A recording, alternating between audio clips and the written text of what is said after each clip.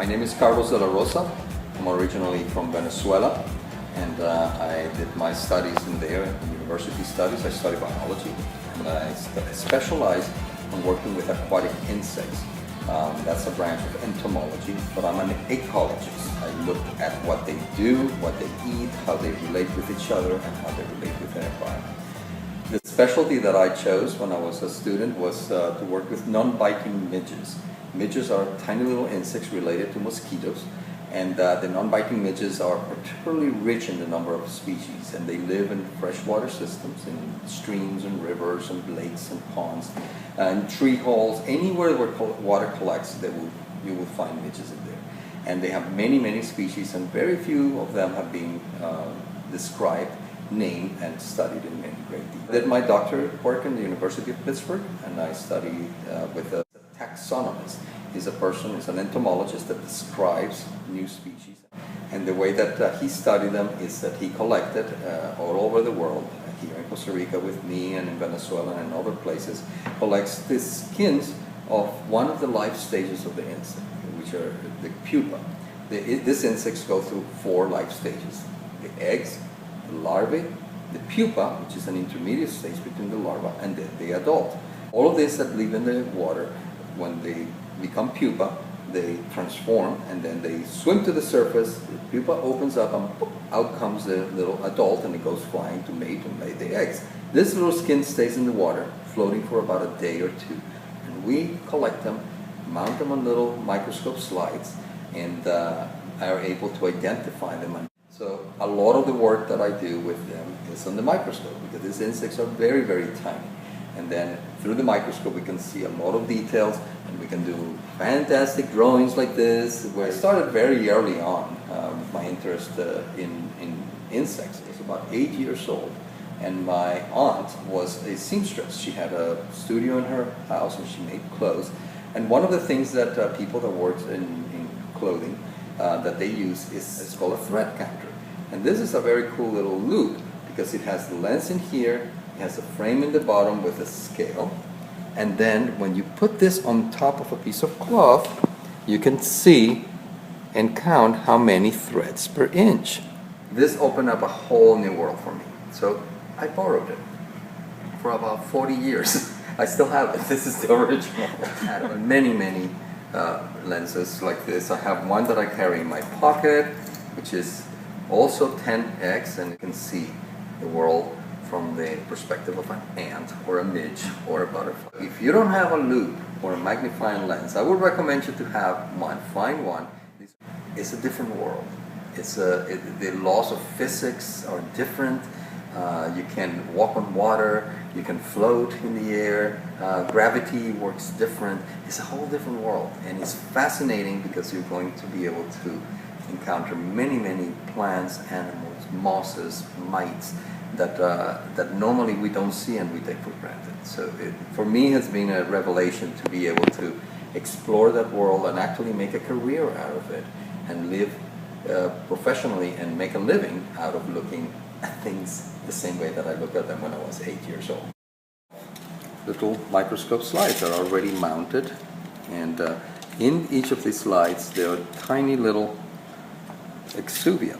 And an Exuvia is the skin that is left behind after an insect emerges from the pupal station to the adult. Looking at pupal Exuvia as a way to inventory the fauna, the animals that live on a given stream.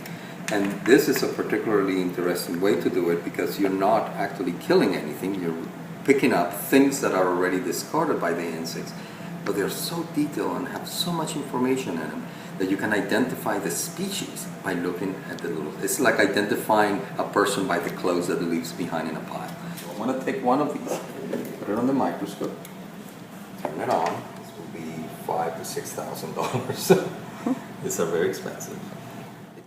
All of those, each of those squares and lines is an abdominal segment, the segment of the kind of the belly of the insect. 1, 2, 3, 4, 5, 6, 7, 8 segments, and then by looking through here, and this lets me see my hand, my pencil on the other side. So I could look through here and on this line, just like you're tracing. and do little drawings like this. So I could actually draw an insect very, very accurately because I'm tracing. It's like tracing.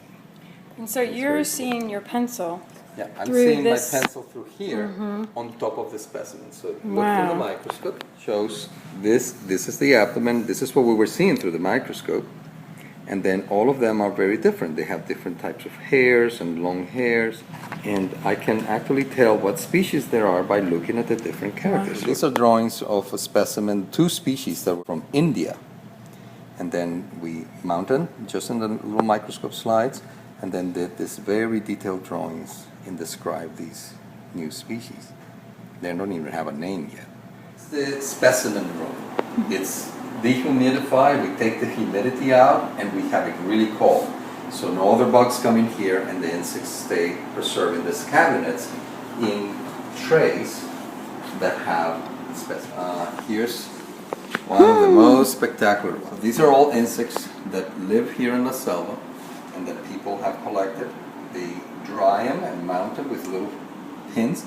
They all have identifications, they have their names, they have the date that it was collected. Some of the largest insects in the world are found in here, like this giant rhinoceros beetle or the Hercules beetle. These are the queens of leafcutter ants. When they're going to start a new nest, they have wings and they come out and then they start flying. They mate with the males die, and then these females are going to find a place where they can dig a hole and start their own colony, and they're going to live for 25 or 30 years, and they're going to produce 10 million daughters, and with that they will make the colonies, and these colonies can be the size of a city block and very large with the fungus gardens and all that. So all the ones that I see marching around with their little sails are girls. On their arm. And they're all girls. Of the same female. Wow. She made it once with 2 or 3 males, and over the course of the next 25 years, she's going to use that sperm that she collected from those males and slowly fertilize the eggs. We have lots of specimens of species that were collected here. And these are the ones we use for teaching. They have big labels and they show their scientific name and the families and what kind of... This is one of the several species of morphos that we have in here. I have another. When they land and close their wings, they disappear because they look like leaves. But when they're flying, they are iridescent. And what iridescence is, if you look at this one, I'm going to change the angle and you're going to see how the colors disappear. And they're actually brown and cream color. They are not blue. What they're doing is that depending on the angle of the light, it's going to reflect blue. So that's what's called iridescence. They're called glass wings because their wings are completely transparent. They don't have scales on the wings, so you can see through them. Little membranes. Wings of these are green, so when they land and close their wings, they look like little leaves. But when they're flying and they're looking for mates and they're flashing all of these colors, so this is from... These guys are katydids, and they look so much like leaves that some of them even look like leaves that are dry or very fresh, or leaves that have mosses on them. These are little wasps, and these are parasitic wasps. And there was a fellow from the British Museum of Natural History that came to study them, and you notice there's one in here called Neotheronia rosae. It's named after a guy called Carlos de la Rosa. I wonder who that is. Went, with my kids collecting with him, and we found many new species. So he named 3 species after us: Neotheronia rosae, Neotheronia Charlie for my son, and Neotheronia Lizzie for my daughter. So that's the way that taxonomists, of the people that describe new species, honor other people that have helped them or that are important to them by naming a species after them. So it is a little bit of immortality of spiders and ants and different things. And these are in alcohol, and then they will stay, they have the labels of when they were collected and what they are, and they will stay preserved like this in alcohol forever. So why is this important? I mean, it's fun to learn about insects and look at things that are miniature and work with microscopes and all these great toys. The whole world is filled with species. We're not the only species out there, and we depend on many of these species for our own livelihood. If you go back a few thousand years when humans were not modernized, if you look at that forest was our pharmacy, That forest was our hardware store. That forest was our supermarket. Everything that we need has come at one point or another from the forest. We depend on that forest like we depend now of our internet connections, our police forces, and our cities and our cars and all that. So for us to know and understand what that forest needs to stay healthy and continue to help us live better lives, we need to protect it, we need to know it, and we need to love it. Well, fly fishing is an extension of aquatic entomology. It's learning to know what fish eat, and they eat many aquatic insects, and also when are the different insects emerging, so you could match the hatch of the insects to the fish. And they have created a whole industry of flight time and all that, but this one in particular was interesting. This is the larva of a dobson fly, and it's about this same size and shape and color in the streams, but it's made out of plastic, and then they put a hook on it and use it as a fly for fly fishing. So there are many kinds of aquatic ecosystems, rivers, streams, and all that, but one of the most unusual are bromeliads. And bromeliads are plants that actually collect water inside the leaves.